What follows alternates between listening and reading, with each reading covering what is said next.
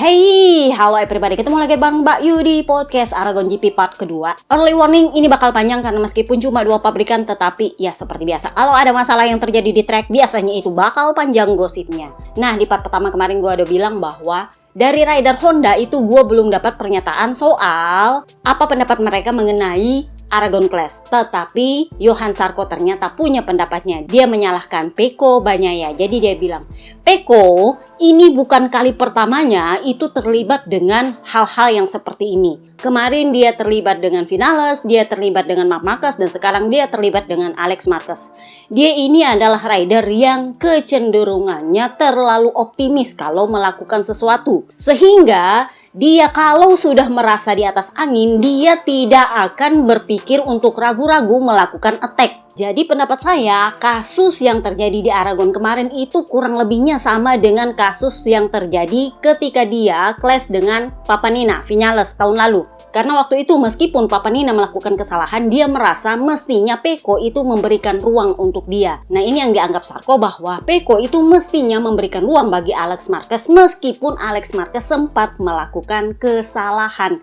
Jadi dia bilang bahwa Pecco itu kalau sudah optimis, dia akan melakukan semuanya tanpa dia perhitungkan yang lain. Jadi yang membela Alex Marquez dengan jelas sejauh ini itu adalah papa kembar dan Johan Zarco. Papanina sebenarnya itu nggak menyalahkan Alex Marquez, tetapi dia berasumsi bahwa Alex Marquez beneran nggak lihat Pecco Bagnaia. Tetapi dia nggak nyalain Alex Marquez, membela juga nggak sih, tapi dia nggak menyalahkan Alex Marquez. Di saat yang sama dia juga nggak menyalahkan Pecco. Nah, sementara Johan Zarco itu menyalahkan Pecco karena menurut dia mestinya Pecco itu sama seperti ketika dia clash melawan Papanina tahun lalu, mestinya dia memberikan ruang untuk Alex Marquez untuk bermanuver meskipun Alex Marquez sudah terlanjur melakukan kesalahan. Kurang lebihnya sih seperti itu kalau gue menangkapnya. So, kita bahaslah para KTM. Yang pertama kita bahas adalah Brad Binder. Brad Binder ini nampak berusaha keras untuk bisa mengejar Pedro Acosta, tapi pada akhirnya Pedro Acosta yang ketiban podium. Jadi dia bilang, saya sudah melakukan semuanya untuk bisa mengejar Pedro Acosta, tapi tidak bisa. Kenapa? Karena saya tidak punya lagi ban belakang yang tersisa untuk bisa fight. Karena kami sudah berusaha untuk melakukan sesuatu yang berbeda untuk merubah balance motor di akhir pekan ini. Pada akhirnya ya tetap aja ban belakangnya habis, tapi sisi baiknya adalah kami semakin dekat dengan para rider teratas untuk memperpendek jarak dengan para lawan kami. Jadi ya saya rasa kami sudah membuat beberapa langkah kecil dan kami akan mencoba lagi untuk minggu depan. Jadi dia bilang sebenarnya saya sudah punya rencana bagus gimana caranya supaya saya nggak keluar dari trek bersih. Tetapi pada akhirnya ya tetap juga saya keluar dari trek bersih. Karena treknya itu sangat licin, jadi sulit untuk tidak membuat kesalahan karena ban depan saya itu panas ketika saya ada di belakang rider lain. Saya sudah melakukan semuanya, tapi overall yang penting kita sudah semakin dekat dengan para rival kita. So far gue belum dapat pernyataan dia soal Aragon Clash. So kita pindahlah ke Papa Pip. Papa Pip ini bilang sebenarnya itu adalah balapan yang sangat panjang. Saya juga sebenarnya tidak melakukan kesalahan selama balapan. Tetapi saya memang sulit untuk bisa tetap bersama dengan para rider di depan saya. Jadi ini lebih kepada kondisi trek itu memang menurut saya berbeda dengan kondisi kemarin-kemarin. Sepanjang akhir pekan itu kondisi trek sangat kotor. Nah, sementara sekarang ketika balapan itu lebih ke licin, oily menurut dia, lebih berminyak. Jadi selalu ada potensi high side ketika saya berusaha mengendalikan ban belakang saya. Intinya dia merasa treknya memang licin. Jadi keluhannya dia ini sama dengan Papanina yang merasa bahwa trek itu licin banget, selalu hampir high side. Sama juga dengan Augusto Fernandez yang bilang bahwa ban saya udah hancur, tapi di sisi lain saya hampir high side karena licin. Jadi keluhannya Aprilia itu mirip-mirip dengan KTM. Bahkan Pedro Acosta sendiri bilang, sebenarnya saya berpikir yang penting finish aja sih. Saking kacaunya itu kondisi trek. Jadi Papa Pip ini sebenarnya finishnya P9 apa P10 kalau nggak salah. Tapi dia itu kena penalti tekanan ban 16 detik, jadinya dia finish ke P15. Jadi ya gitulah, mau di apa. Nah, Papa Pip ini ditanya juga soal Aragon Clash. Dia kurang lebihnya mirip dengan gua pendapatnya. Jadi dia bilang gini, apakah ini insiden balapan atau tidak saya tidak tahu. Tetapi yang saya lihat adalah ada satu rider di belakang rider yang lain. Menurut saya, Alex sepertinya tidak mau disalip, tetapi dia melakukan kesalahan dan dengan kesalahan itu Pecco mengambil keuntungan. Dan menurut saya itu sebenarnya bisa dihindari. Tetapi ya dalam balapan seperti ini itu memang tidak mudah. Karena ini mirip seperti kasusnya Aldegar dengan Oncu di Moto2. Kan ini juga gue bilang ini mirip kasusnya Aldegar dengan Oncu. Jadi Aldegar itu nggak mau disalip dan dia memberikan sedikit sentuhan ke Oncu. Oncu itu cenderung lebih stabil, jadi dia cuek aja, maju terus ke depan. Sementara Aldegar karena dia ngerem mati, dia yang crash. Kasusnya berbeda dengan Alex Marquez karena Alex Marquez nggak ngerem, akhirnya dia nyosor, bawalah si Pecco di bawah motor dia. Jadi karena kemarin gue berisik soal Alex Marquez itu sama sekali nggak menekan tuas remnya, kan emang kelihatan dengan jelas dia sama sekali nggak ngerem. Muncullah pembelaan dari media-media pengusung Marc Marquez, membela semua. Jadi diambillah itu foto dari belakang ketika motornya Alex Marquez itu keluar asapnya dari, katanya sih dari ban belakang itu asapnya. Menurutnya mereka itu adalah tanda pengereman. Kalau menurut gua itu bukan tanda pengereman, tetapi itu tanda bahwa motor ini tertahan. Jadi traksinya itu terus maju, tetapi di saat yang sama ada hambatan di depan yaitu badannya Pecco Bagnaia.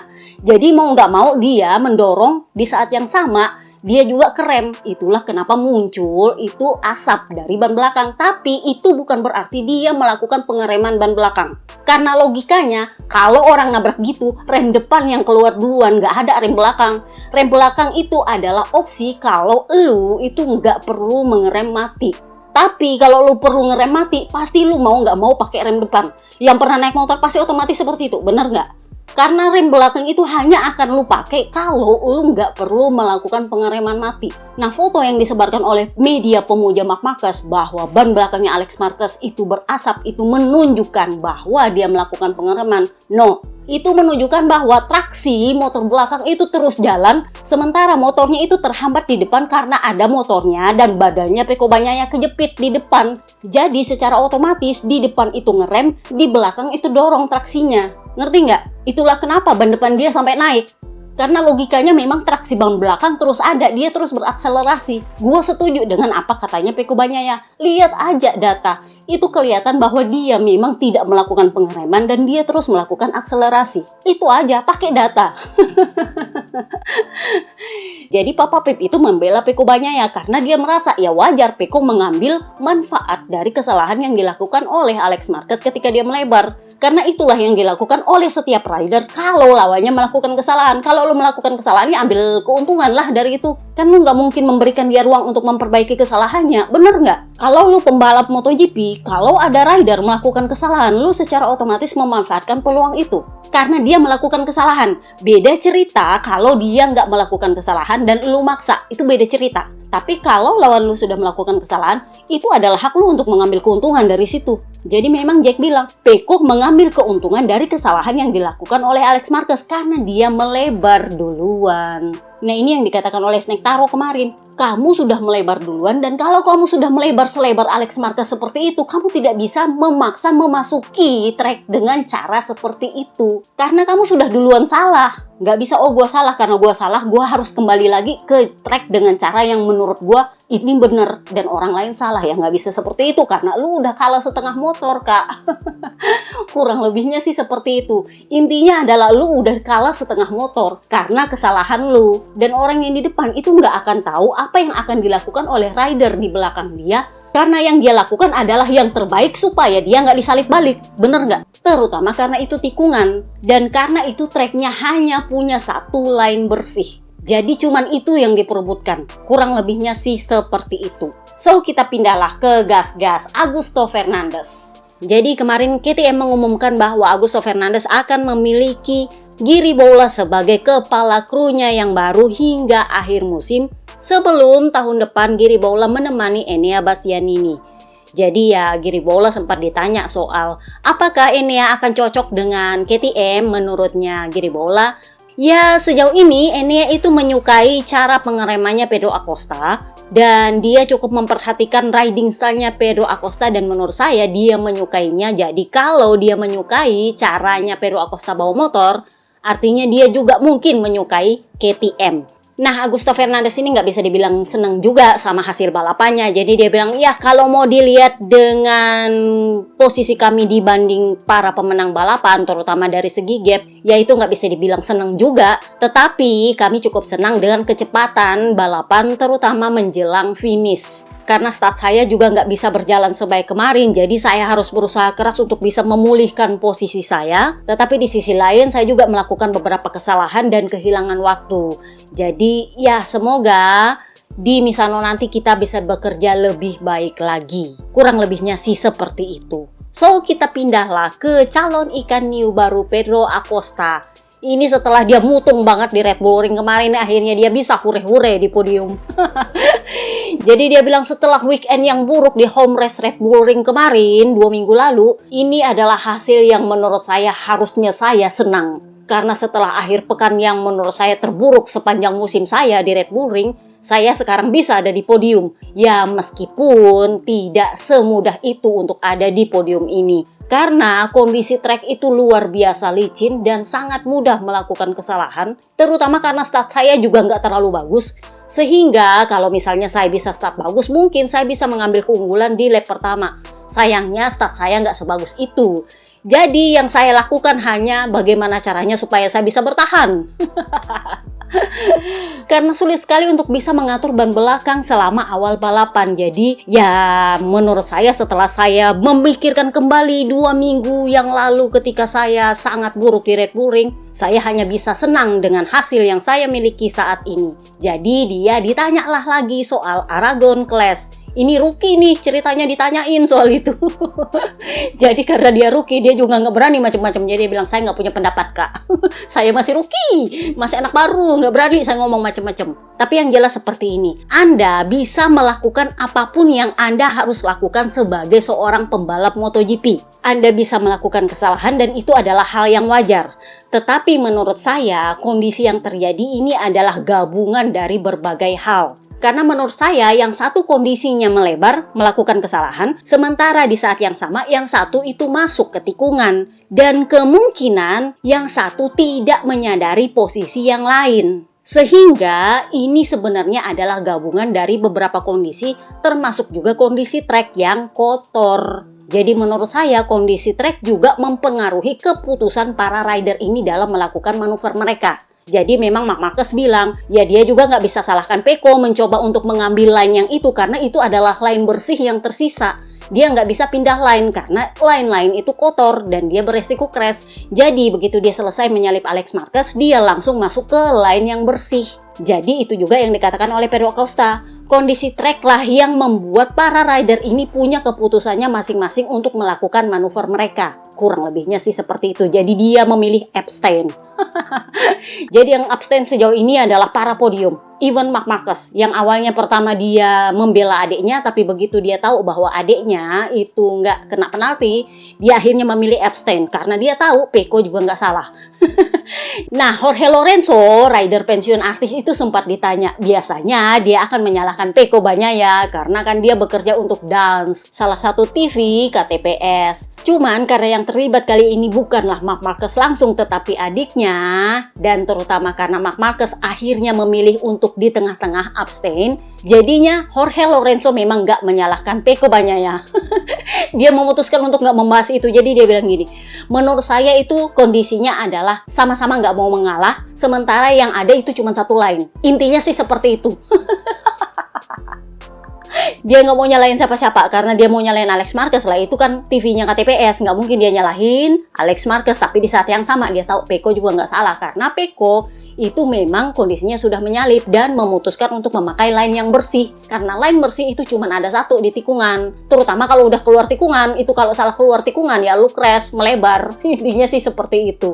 So kita pindahlah ke Ducati. Kita bahas dulu Fabio Di Giannantonio yang kena juga penalti 16 detik. Jadi Fabio De Giannantonio ini kan mengalami dislokasi bahu ketika di Red Bull Ring. Sampai dia absen kemarin di Red Bull Ring kan. Itu keseleonya, dislokasinya itu parah banget sampai itu tendonya itu ada yang memar. Jadi memang butuh pemulihan lebih dari 1 minggu untuk bisa bergabung di Aragon. Untungnya adalah dia lolos fit to ride ketika hari Kamis tetapi dengan review. Artinya di hari Jumat kalau dia masih sakit maka itu akan dipertanyakan kembali. Jadi dia bilang sejujurnya bisa mengendarai motor MotoGP aja di Aragon itu sebenarnya saya sudah harus senang. Kenapa? Karena bahu saya memang masih sakit.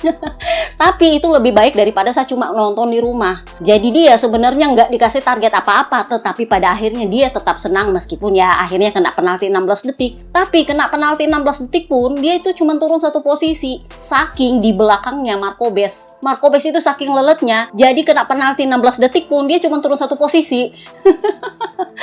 Jadi itu membuat dia lumayan senang lah. Jadi menurut dia ya saya cuma bisa senang. Kenapa? Karena ketika di Red Bull Ring kemarin, kalau ada yang bilang bahwa saya akan finish P7 di race berikutnya, saya pasti nggak akan percaya 100%. Tetapi faktanya saya bisa melakukannya di sini.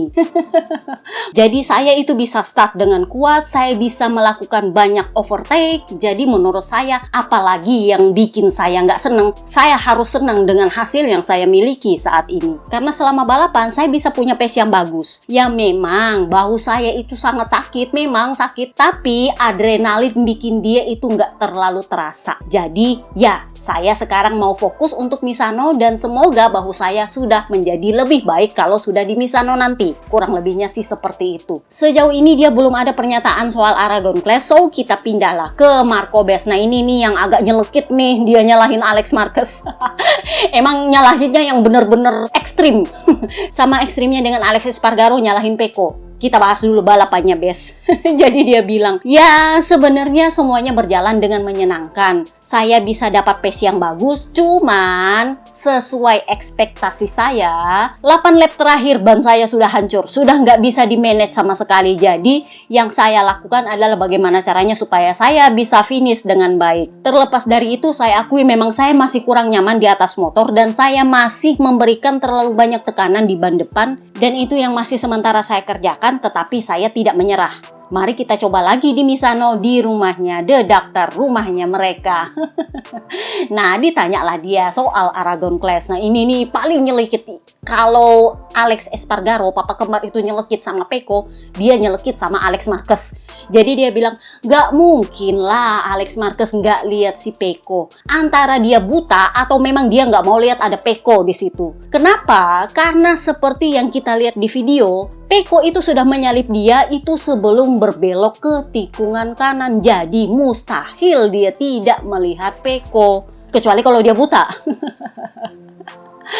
Dan selain itu, dia itu sudah tertinggal setengah motor. Nah ini bahasanya sama dengan Papa Alis. Sudah ketinggalan setengah motor. Jadi kalau memang ada yang bisa mengendalikan situasi, maka itu adalah Alex Marquez. Karena dia yang seharusnya bergeser. Karena Pecco itu sudah unggul setengah motor. Selain itu menurut saya tidak masuk akal ketika dia mengatakan bahwa dia tidak tahu bahwa itu adalah Pecco Bagnaia. Kenapa? Karena kamu itu pasti melihat siapa yang ada di belakang kamu dari pitboard, dari dashboard. Pasti ada, terutama kalau ada yang ngejar. Jadi pasti ketahuan siapa yang ada di belakang kamu. Dan kalau kamu dapat peringatan dari pitboard dan dashboard seperti itu, dan ketika kamu melakukan kesalahan dengan melebar, kamu harus waspada dengan apa yang terjadi. Karena kamu tidak bisa memaksa orang lain untuk mengerti kamu melakukan kesalahan, karena dia adalah rival kamu. Intinya sih seperti itu, katanya Marco Bes. Jadi Marco Bes bilang gini, saya memang tidak ada di posisinya mereka berdua, tapi kurang lebihnya ini mirip kasusnya Joe Roberts dengan Vietti. Jadi kalau kalian nonton balapan Moto2 di hari yang sama, kalau gue sama Papa Pip kan ambil contohnya Adagar sama Oncu. Sementara Jorge Martin itu mengambil contohnya Joe Roberts. Nah sama dengan Marco Bes, dia ngambil contohnya Joe Roberts. Jadi dia bilang, kalian lihat aja Joe Roberts ketika dia memaksa Vietti melebar. Kalau kalian nonton pasti kalian tahu. Dan gara-gara itu Joe Roberts dapat long lap penalti. Karena Vietti melebar. Kan itu yang mau dilakukan oleh Alex Marquez sebenarnya. Makanya gue bilang inside line touch. Dia akan mencoba menyentuh rider di luar itu dari dalam supaya yang di luar itu melebar. Masalahnya adalah dia nggak ngerem. Jadi karena dia nggak ngerem, keterusanlah dia semotor-motornya ngelindas si Peko Bagnaia. Padahal kalau dia sedikit ngerem aja, kondisinya dia bakal kayak Joe Roberts sama Vietti, atau paling buruknya kayak Aldegar sama Oncu. Itu kalau lu ngerem. Masalahnya adalah Alex Marquez memang nggak ngerem. Jadi asap yang nongol dari ban belakangnya ketika diambil sebagai pembelaan oleh media pembela Marc Marquez, itu sebenarnya adalah roda belakang yang terhenti karena di saat yang sama dia masih menggunakan traksinya untuk berakselerasi. Di saat yang sama motornya tertahan oleh Peko Bagnaia. Kurang lebihnya sih seperti itu. Jadi itu bukan pengereman, emang kerem sama badannya Peko, bukan Alex Marquez yang ngerem. Karena logikanya juga kalau lu mau nabrak orang, harusnya lu otomatis pakai rem depan, nggak ada ceritanya pakai rem belakang. Kalau lu tahu naik motor pasti tahu. Cuman mungkin ya media pemuja Marc Marquez sedikit berpikir bahwa fans MotoGP ini ada yang bego-bego mungkin ya. Ya ABR sih yang bego. So kurang lebihnya seperti itu. Kita pindahlah ke Grace ini. Ini mestinya dia dibahasnya terakhir karena dia yang pemenang. Tapi karena Ducati punya Peko Bagnaia ini lebih panjang ceritanya, kita bahaslah mereka duluan. Tentu saja sang tersangka Alex Marquez. Jadi ini menurutnya ABR ini Alex Marquez vs everybody. Ya mau nggak mau karena lu emang salah ya jadinya Alex Marquez vs everybody. Karena lu ketahuan nggak ngerem, lu ketahuan ngeles soal ngelihat atau nggak ngelihat, jadi ya mustahil kalau nggak disalahin. Kondisinya adalah lu ketinggalan setengah motor di belakang, jadi ya lu nggak bisa ngeles terlalu banyak di sini. Meskipun ya media mengeluarkan segala yang mereka bisa untuk bisa membela bahwa Alex Marquez itu ada pengereman, karena kan ini yang menjadi tudingannya Peko Bagnaia, bahwa berdasarkan data yang terlihat dia sama sekali tidak bermaksud untuk mengerem karena dia buka gas totalnya. Ya kalau digambar juga kalian tahu dia nggak ngerem. Jadi Alex Marquez itu bilang bahwa sayang sekali saya melewatkan kesempatan saya untuk meraih podium, tetapi ya untungnya saya tidak kenapa-kenapa. Nah tentu saja yang paling ditanya adalah soal clash-nya dia. Jadi dia bilang gini, yang perlu diperhatikan adalah saya tidak melihat Peko Bagnaia. Nah ini kan yang jadi kontroversi. Gak mungkin gak ngelihat. Kenapa? Karena dia itu disalip sebelum masuk tikungan. Dan bener juga sih kata Bes, gak mungkin kalau ada rider di belakang lu mendekat, itu dashboard dan pitboard lu itu nggak ngasih tahu ada rider di belakang dengan gap berapa. Nggak mungkin, kecuali timnya itu terlalu sibuk sama kakaknya. Alex Marquez kembali bilang, saya akui saya melebar di tikungan 12, saya akui, tetapi itu tidak terlalu melebar. Nah ini nih, dia punya justifikasinya sendiri. Menurut saya itu tidak terlalu melebar untuk membuat saya menyerahkan line saya. Dan di saat yang sama, saya itu akan berbelok, jadi saya tidak tahu siapa yang ada di depan saya. Nah kalau ada yang bisa menghindari crash itu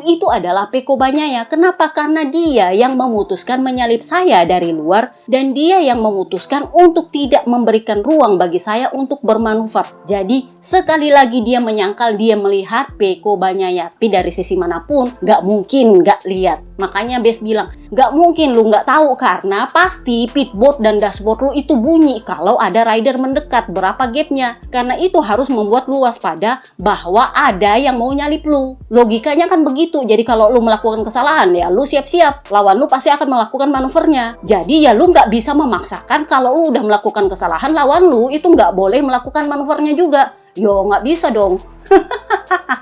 Kan satu, lu sudah bikin kesalahan, dan kalau lu bikin kesalahan, rider manapun itu punya hak untuk memanfaatkan kesalahan lu. Itulah yang dilakukan oleh Peko Bagnaia, memanfaatkan kesalahan lu. Nah, di saat yang sama dia juga sudah menyalip sebelum tikungan. Makanya Bes dan Papa Alis itu bilang dia sudah tertinggal setengah motor ketika masuk tikungan. Jadi nggak mungkin dia nggak lihat karena itu lainnya mirip, dan itu nggak mungkin dia nggak tahu ada suara motor di sampingnya. Bener nggak sih? Bener nggak? Itu kan suara motor MotoGP keras banget. Ada yang pernah nonton di sirkuit, pasti keras banget. Bener nggak? Nggak mungkin dia nggak tahu. Jadi ini ya tetap aja nggak masuk akal. Nah karena banyak bukti beredar bahwa dia sama sekali tidak menunjukkan dia menekan tuas rem depannya, ya meskipun ada pembelaan bahwa dia mengerem di rem belakang, nggak tahu juga itu bener apa enggak. Nah itu yang Peko bilang, menurut saya dia sengaja melakukan itu. Memang sengaja untuk menyingkirkan saya karena memang nggak kelihatan tanda-tanda dia ngerem. Nah Ini yang bikin Alex Marquez sakit hati, curhatlah dia tuh kemarin. Jadi dia bilang setelah membaca beberapa pernyataan di media, saya ingin menegaskan bahwa sama sekali tidak ada maksud saya untuk sengaja membuat orang celaka. Itu tidak ada di dalam DNA saya dan tidak ada di dalam DNA kita sebagai olahragawan. Jadi yang penting saya sudah membuat segalanya clear bersama dengan Peko dan sekarang saya fokus kepada Misano. Sakit hati kak, dianggap sengaja. Tapi ya menurut gue emang dia nggak sengaja mau nabrak. Mungkin maksudnya sengaja untuk sedikit Noel. Emang namanya sapu jagat kan cuma Noel, bikin rider melebar, cuman bedanya adalah dia salah ngerem. Ada beberapa pengamat yang menganggap bahwa memang ini 60%-nya salahnya Alex Marquez. Kenapa? Karena Alex Marquez itu terkenal agak sulit mengendalikan motornya. Masih ingat ketika di Phillip Island dia bikin jatuh Papa Pip, dia tubruk dari belakang? Nah itu, jadi menurut beberapa orang, Alex Marquez ini sedikit susah mengendalikan motor ketika motornya itu dalam kecepatan tinggi. Nah sementara Peko Bagnaia ya memang dia 40% salah karena dia terlalu optimis dan merasa bahwa karena dia sudah unggul duluan, dia yang punya hak lain di situ. Ya itu adalah pikiran yang wajar sebenarnya. Karena dia sudah di depan, maka dia yang punya hak lain. Kan udah gue bilang, itu aturan tikungan.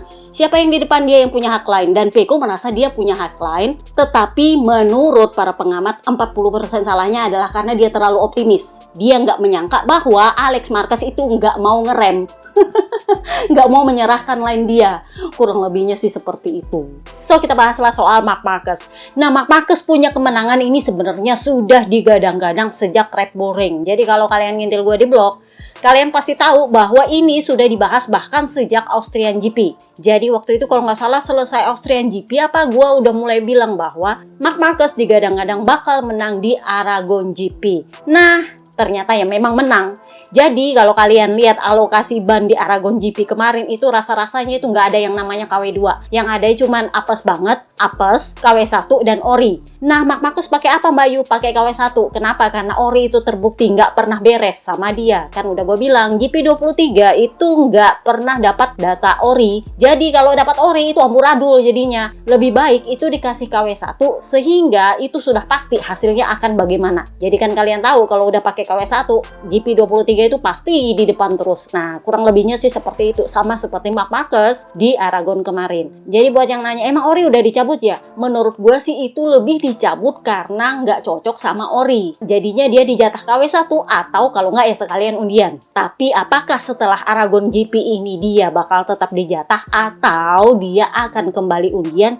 Who knows? Tetapi intinya adalah Marc Marquez memang akhirnya setelah puasa 1043 hari berhasil kembali ada di podium tertinggi. Jadi buat yang nanya emang dia layak untuk itu? Ya terlepas dari apakah dia dijatah atau enggak, menurut gue dia layak untuk itu. Kenapa? Karena dia juga punya santan instan bagus ketika dia mencoba menyelamatkan Morbidelli di Portimao kemarin. Jadi ya menurut gue nggak mungkin lah sejelek-jeleknya langit menagih dia punya santan instan, tapi dia juga punya santan instan satu nyawa dengan menyelamatkan Morbidelli kemarin. Jadi ya menurut gue ya wajar dia dapat hure-hure comeback. Dan menurut gue usaha dia untuk kembali netral mengenai Aragon Place itu adalah cara dia untuk nggak nabung lebih banyak santan instan.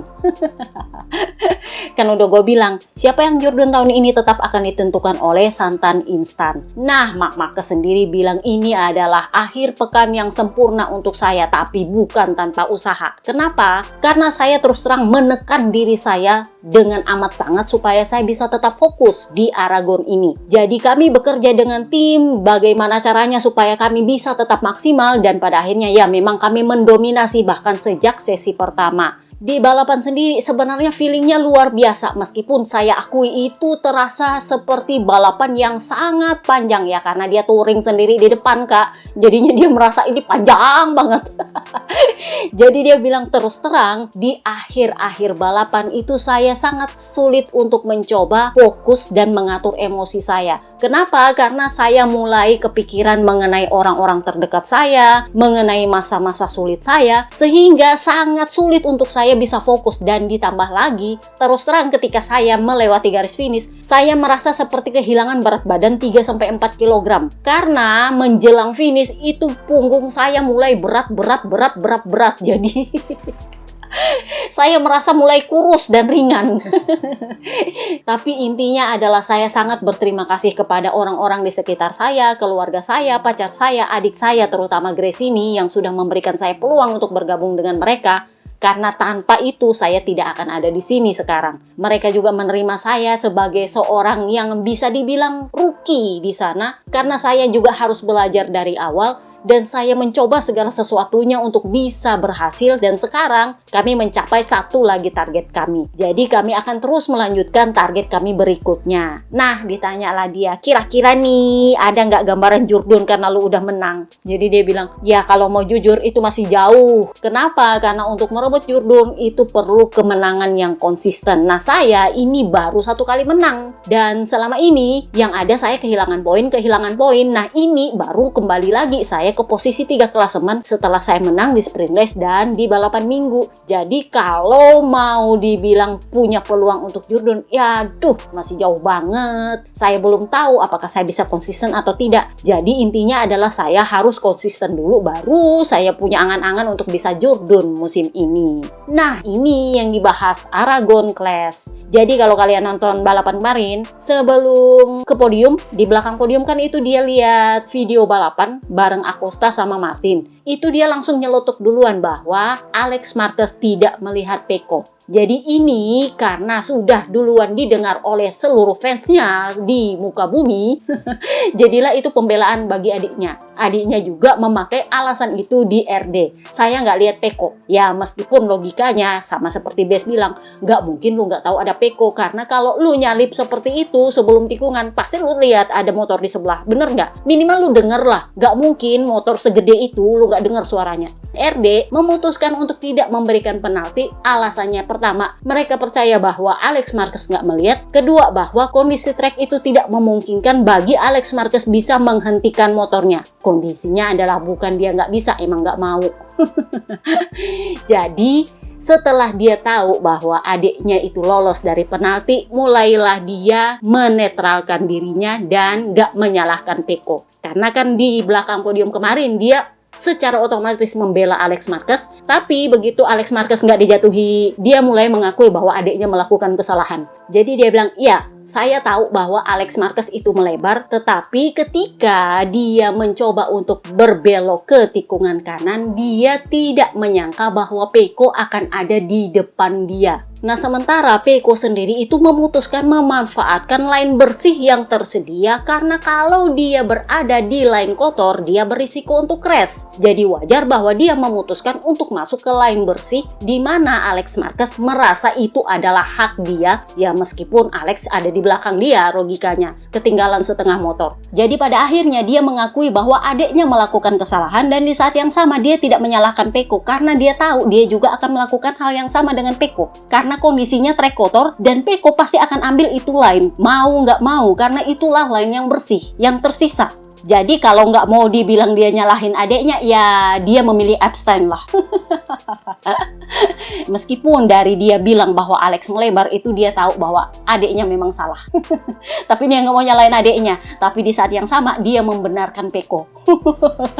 Jadi sebenarnya kalian tahu dia mulai membela Pecco, tapi ya karena itu adeknya otomatis dia nggak mau memojokkan adeknya. Nah, kita pindahlah ke Pramac Rider Cool Morbidelli. Ini sebenarnya gua agak-agak optimis bahwa dia bisa enter DC, tapi ternyata dia melebar. Jadi dia bilang, ya saya melakukan banyak kesalahan.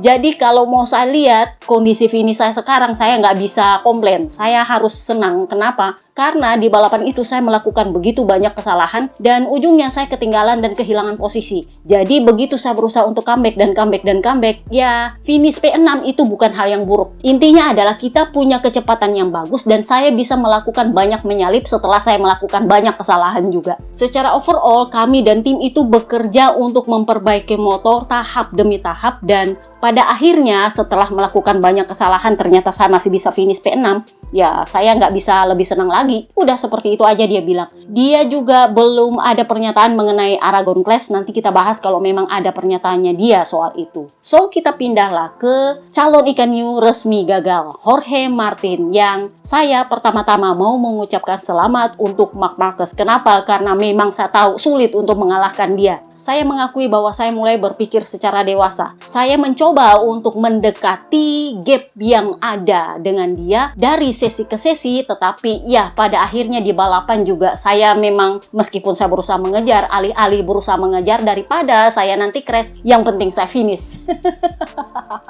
Karena dia juga setengah mati sama ban dia, jadi dia bilang sulit untuk tidak melakukan kesalahan, dan itu yang saya usahakan supaya saya tidak mengalami kerugian. Jadi istilahnya limit the damage, daripada lu gerasak rusuk terus nanti crash kan, ya udahlah yang penting finish, kurang lebihnya sih seperti itu. Nah, ditanyalah dia soal apakah ada kemungkinan Marc Marquez bakal jurdun. Biasalah, kan targetnya itu menang, habis menang jurdun kan. Jadi ditanyalah apakah ada kemungkinan si Marc Marquez jurdun. Jadi dia bilang ya bisa jadi sih. Kalau dilihat apakah dia punya peluang jurdun atau tidak, ya kita lihat lagi. Enea Bastianini juga kuat di Silverstone kemarin. Jadi itu cuman masalah konsisten. Kalau mereka bisa konsisten, ya tentu saja mereka bisa bertarung untuk jurdun. Tetapi untuk kondisi saat ini, rival utama saya adalah Pecco Bagnaia. Dan menurut saya, memang di beberapa track, mereka ini lebih cepat dari saya. Jadi ya kita lihat nanti ke depannya, apakah mereka bisa konsisten dengan prestasi mereka, performa mereka. Karena itu yang akan menentukan apakah mereka akan ikut saya memperebutkan gelar jurdun.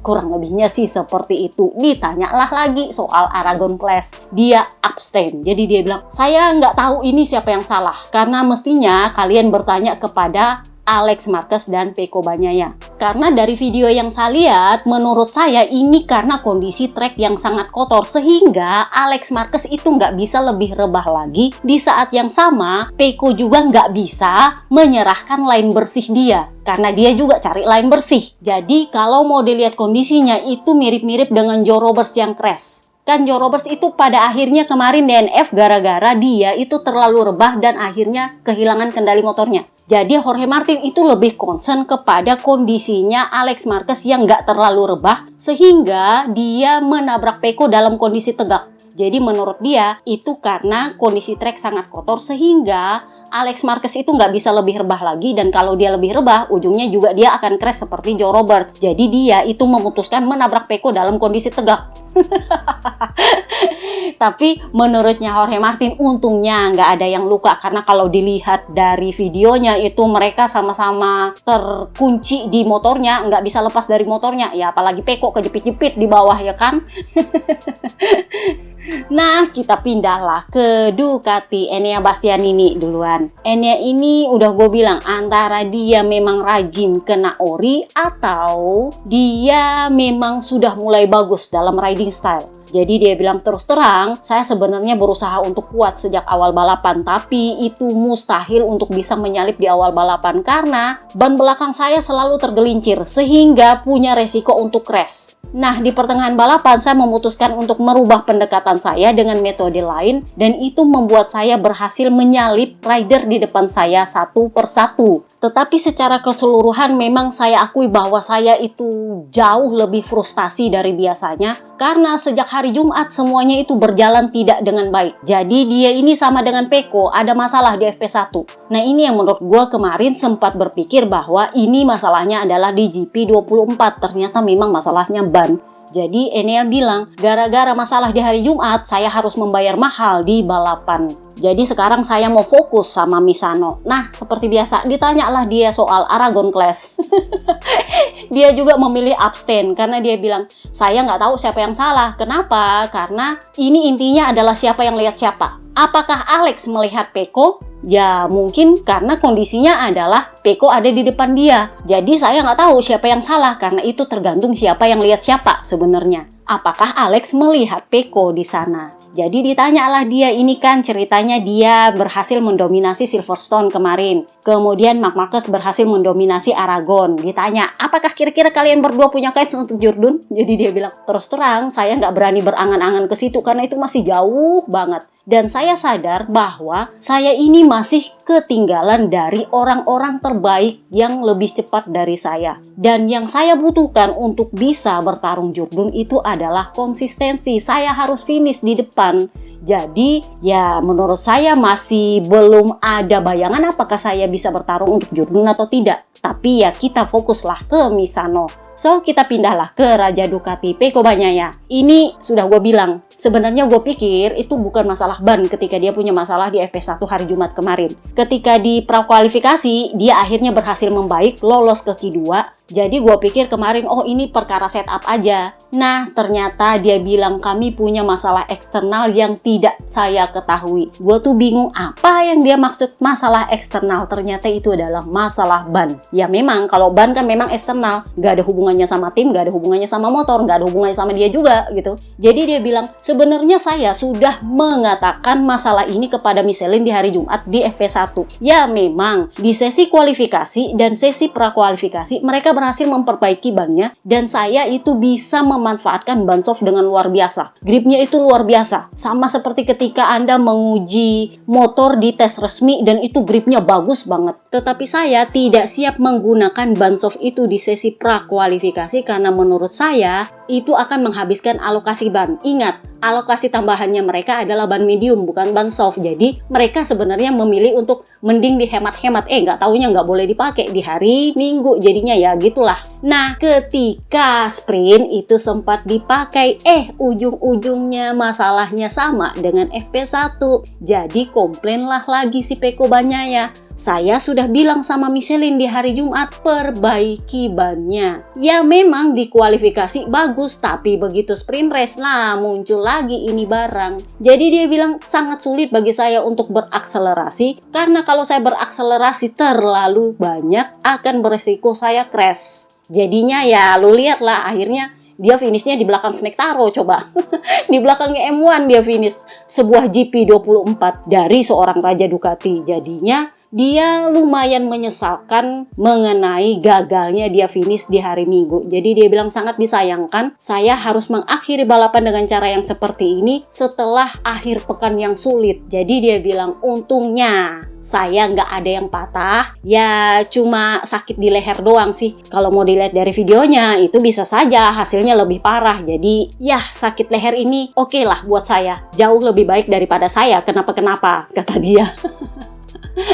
Jadi dia bilang start saya itu sebenarnya memang cukup rumit. Jadi kan dia memang start agak ketinggalan tuh keteteran di belakang. Tapi setelah itu saya mencoba untuk mengeluarkan semua kemampuan saya untuk bisa menyalip semua orang satu persatu. Nah sayangnya begitu sampai di Alex Marquez, saya melihat Alex Marquez melebar dan saya memutuskan memanfaatkan kesempatan itu dengan menyalip dia sebelum memasuki tikungan ke kanan. Tetapi ya seperti yang kalian lihat lah akhirnya seperti apa. Nah, ditanyalah dia, itu siapa yang salah? Jadi dia bilang, kalian lihat aja data. Karena nggak mungkin dia nggak melihat saya. Karena saya itu menyalip dia sebelum memasuki tikungan. Jadi tidak mungkin dia tidak tahu saya ada di samping dia. Itu yang pertama. Yang kedua, dari angle manapun kalian bisa lihat bahwa dia sama sekali tidak menghentikan motornya. Dia sedang membuka throttle-nya dan itu artinya dia sengaja untuk menyingkirkan saya. Nah ini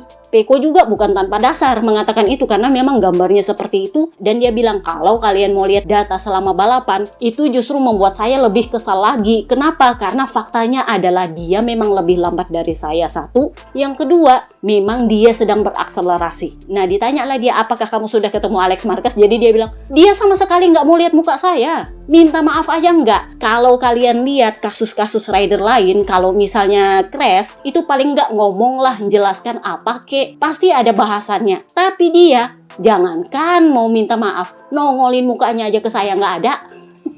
Kesel lah dia. Jadi dia bilang, ya intinya sekarang saya masih kesakitan dan kami akan mencoba melakukan yang terbaik supaya bisa dapat fit di Misano nanti. Itu aja intinya. Dan Ducati sejauh ini memutuskan untuk nggak terlibat dalam clash ini. Ini agak berbeda dengan Portimao clash di awal musim ketika Dominicali itu langsung ngomong. Nah sekarang Dominicali memutuskan untuk nggak ngomong. Kenapa? Karena memang gosipnya itu memang datanya ketahuan bahwa Alex Marquez itu nggak ngerem. Dan katanya itu mereka juga mempertanyakan RD itu mengklaim tidak memberikan penalti kepada Alex Marquez itu berdasarkan data, itu data apa? Karena kan Freddy Spencer, si dispenser itu bilang bahwa berdasarkan data dia menyimpulkan bahwa kondisi trek itu tidak memungkinkan bagi Alex Marquez menghentikan motornya menabrak Pecco Bagnaia. Nah sementara gosipnya nih, telemetrinya Ducati itu kedapatan bahwa ternyata memang Alex Marquez nggak ngerem. Kurang lebihnya sih seperti itu. Kemungkinan karena Ducati nggak mau merusak suasana hatinya Marc Marquez, gua nggak tahu juga. Tapi kita lihat apakah mereka buka suara di Misano. Let's see. So itu aja podcast kita kali ini. Oke, see you next time guys. Bye-bye.